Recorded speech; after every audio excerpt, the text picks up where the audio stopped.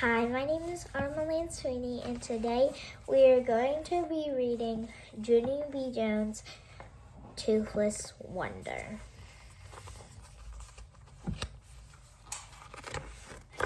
First, I'm going to read the Room 1 First Grade Friends. Mr. Scary, Junie B Jones, Tattletale May, Herb, Lenny, Jose, Sheldon, Shirley, Lucille, Roger, Camille, and Chanel.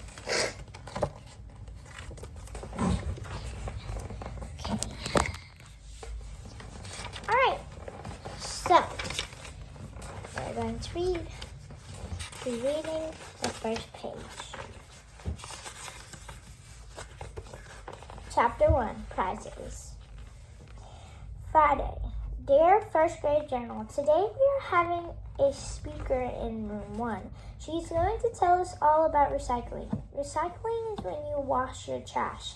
I believe Mr. Scary said to write in our journals till the speaker gets here. Only I don't even.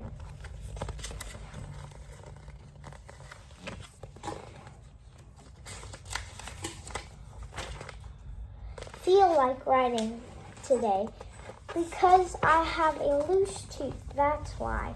And that thing is driving me crazy. Also, every time I write in this journal, I have to look up words in the dumb dictionary, except sometimes Mr. Scary spells the words on the board for us, and then I have to cross out my mistakes. Plus, also I erase holes in my paper. Spelling is not a breeze, I tell you.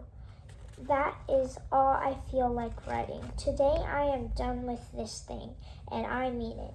From Junie B, first grader. I put down my pencil and I opened my mouth. Then I reached my finger and I wiggled my tooth. That thing has been loose for a very long time. Only no matter how hard I wiggle, it still won't come out. I pulled on it a teensy bit. Ow, that hurt, you dumb bunny tooth, I said. May turned her head and looked at me. May sits right next to me in Room 1. She is not a pleasure. You shouldn't say dumb bunny, Junie Jones, she said. Dumb bunny is not a nice word. I raised my eyebrows at her. Oh, really? I said, well, thank you for telling me that, dumb bunny, May. Just then, May's face got puffy and red. Don't say that word, I told you, she hollered. My teacher stood up at his desk. Problem back there, girls? He said, yes, Mr. Scary, said May. There's always a problem back here, and her name is Junie Jones. I stamped my foot. B, May, I said. B, B, B, B, B. You're always forgetting my B. Mr. Scary closed his eyes. Please, girls, can't we just have one morning without any spats? I looked surprised at that man. But I didn't even spat, Mr. Scary, I said. My mother doesn't let me spat. Not even on the sidewalk. After that, I went up to his desk and I smiled very cute. I have a loose tooth, I said. Would you like to see it, Mr. Scary? Huh? Would you like to see it? I opened my mouth and wiggled it for him. See it? See how loose it is? It is a loosey-goosey, isn't it? I said. He smiled. Wow, it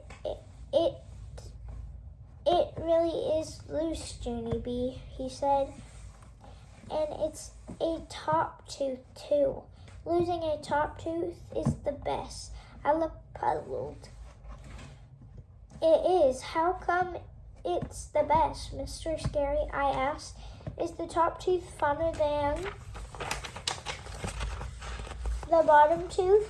Do you mean because last year I lost my bottom tooth and I didn't actually get get a kick out of it. My teacher did a chuckle. But when you lose a top tooth, your smile looks really cute, Junie B, he said. And when your new tooth comes in, you'll start looking bigger, like a big kid. I did a gasp at that news. A big kid, I said. Really? I'm going to look like a big kid? Mr. Scary nodded. Sure you are, he said. Here, I will show you what I mean. He looked around the room. Class, does anyone here have their big top teeth yet? If so, please raise your hand. He said. All of the children looked at each other, but no one raised their hand. Mr. Scary was surprised. Really? He said. No kidding. No one in our class has lost a top tooth. A top front tooth. Huh? He turned around and shook my hand. Well, congratulations, Junie B Jones, he said. It looks like you're going to be the first person in room 1 with a big top tooth. I felt very thrilled. Thank you, I said. Then I skipped back to my seat, and I sat down real proud. May did a huffy breath at me. Big deal. What's so special about losing a top tooth? She said. Everyone in our whole room is going to lose their top teeth. Junie B Jones, Junie Jones. It's not like you're the only one, you know.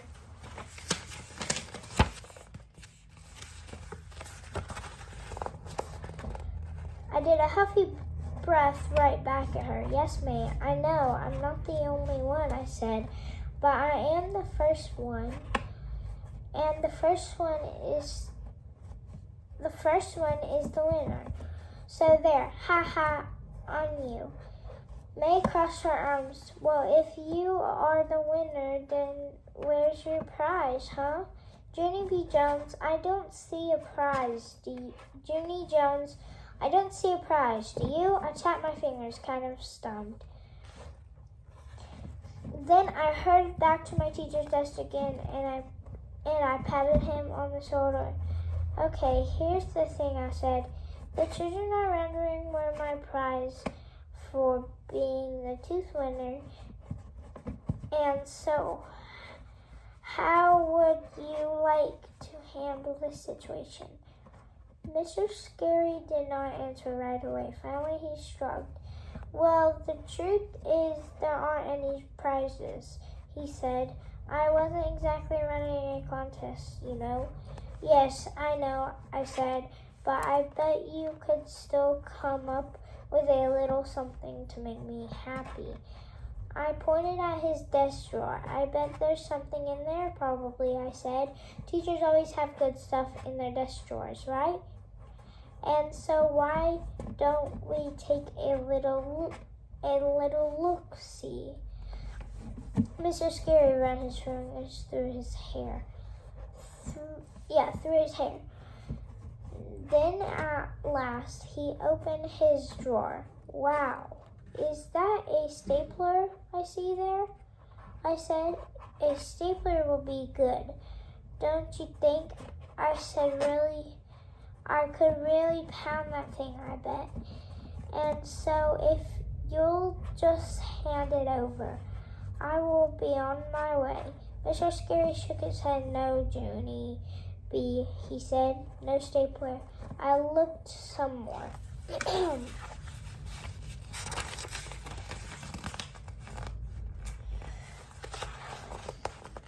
Hey, hold the phone, I said. Is that Tom's I'm looking at? Yes, it is Tom's, Mr. Scary. You've got Tom's like my Grandpa Miller. And so I bet you suffer from gas and bloating. Am I correct? Mr. Scary quick closed the drawer. Then he went to supply the closet, and he got out a piece of shiny silver glitter, and he scribbled a star. He cut it out and pinned it on my shirt. There, he said, there's your prize for your tooth, okay?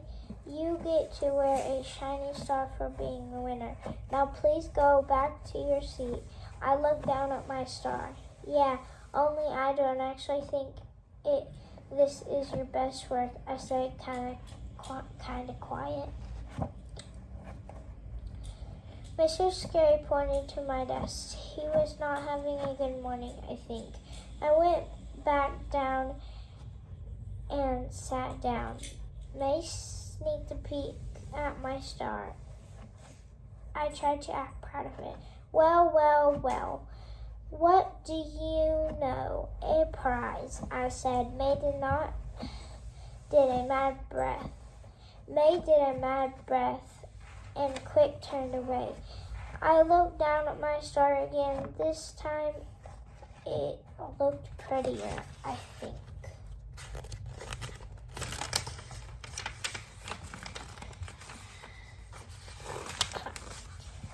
Chapter 2, Uncle Luau. The speaker came at 10 o'clock. Her name is Miss Chris. Miss Chris told us all about recycling. Also, she showed us a movie. It was called Dan Dan the Soda Can. It was very thrilling, I tell you, because Dan Dan the Soda Can lived in a soda machine at a gas station. Then one day a lady brought him to drink. Only too bad for Dan Dan, because after the lady drank his soda, she threw him right out of her car window, and Dan Dan got his can all dented. But hooray, hooray, a cop saw the lady littering, and he gave her a big fat ticket. Then a man took Dan Dan to a recycling center, and the man got cash money, plus Dan Dan got fixed up good as new, and bingo, he turned into Dan Dan the orange juice can. It was a miracle, I tell you. Room 1 clapped and clapped at that happy ending. Then Miss Chris passed around stickers of Dan Dan the Soda Can for us to stick on our shirts, and the stickers said, "Recycling makes sense." Ha, get it?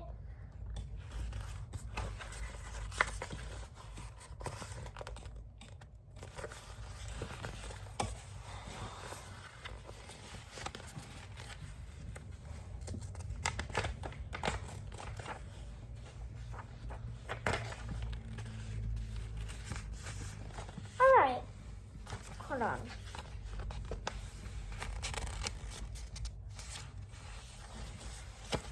Alright guys, I'm going to hold you right there, and I'm going to pause